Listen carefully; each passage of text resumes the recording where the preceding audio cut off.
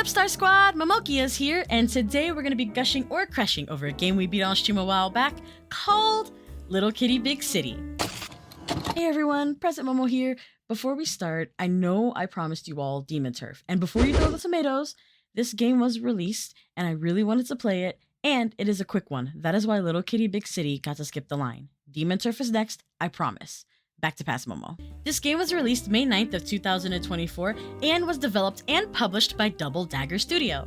This game is labeled as a cute, wholesome sandbox exploration game.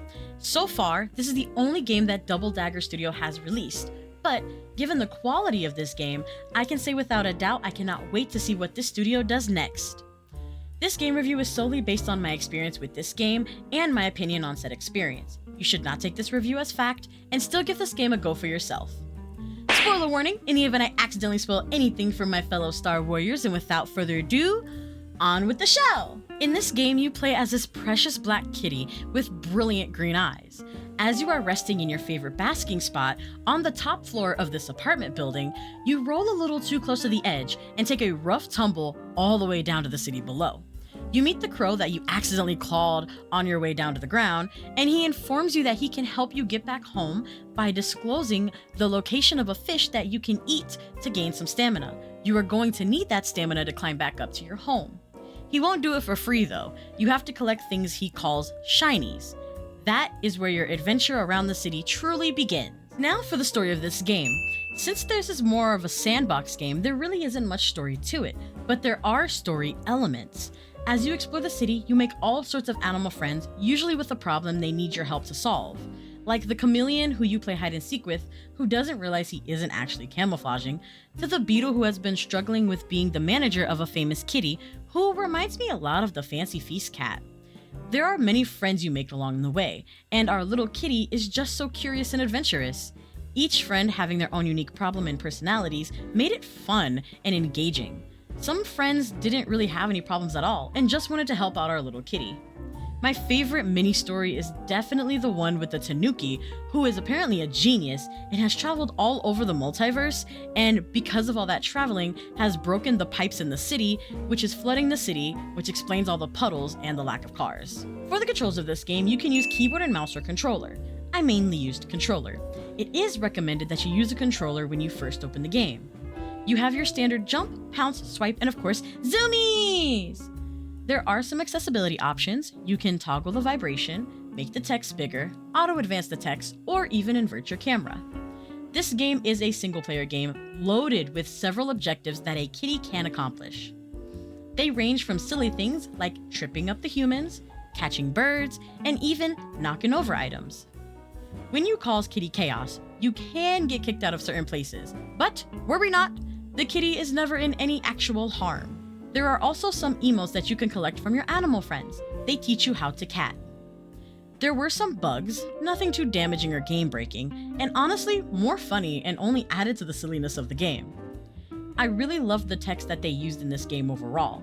Having dyslexia makes it really hard to read through certain games, but this game is very accessible, making sure that all of their players have a good time. The design of this game is very soft and pleasing to the eyes. Nothing really clashed with the colors, except for the chameleon.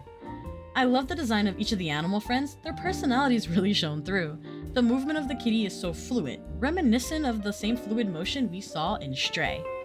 The kitty's eyes did give visual cues as to specific items of interest. Other animals did the eye thing too, but some were more cursed than others. Sometimes it was easy for progression to get lost in the backdrop of the city, but that isn't so much a deterrent. This game really promotes exploration. While it is unclear if some of the ledges could have been reached, the game more than makes up for that by placing all of the bright green flora everywhere to show you where to climb. The soundtrack of this game was quite relaxing. I loved hearing each unique instrument. There are 20 songs on the soundtrack, and they range anywhere from about 40 seconds to 6 minutes. The soundtrack reminds me of a jazz album. I'm more of a lo-fi boy myself, but I thoroughly enjoyed this music, and it fit well with the city theme. From the background music to the little jingle that plays when you collect an item, it sounds like the musicians had fun working on the music for this game. For sure, the ending with the Home Sweet Home track brought a tear to my eye. Overall, this game was just so damn cute and precious.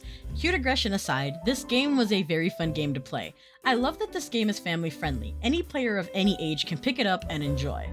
This game was an absolute gush for me, and I strongly suggest everyone give this game a playthrough for themselves. This game is available on Steam for a solid $25 and is available on Switch and Xbox. Sorry, PlayStation players. Now, I found out after the fact that this game is available for free on Xbox Game Pass. However, big shout out to the homie Nebula for buying me this game. You guys can check out their links below. They are a big horror connoisseur. This game offers about 2 hours of playtime if you focus on just getting the kitty home, and about 6 hours if you explore the city and see all that there is to see. If you've played this game before, let me know. Did you have different opinions than I? Let's open up that conversation. If there are any other indie titles you would like for me to check out, leave them in the comments below. I'm always looking for more games to play. If you want to watch me play these indies live, you can check me out at twitch.tv/Momokeas, and all of my other social links will be in the description below. The next Gusher Crush will be on Demon Turf. We are still playing this one live. I hope to see you all there, and until next time, be good, shine bright, don't let anyone dim that light, and stay awesome!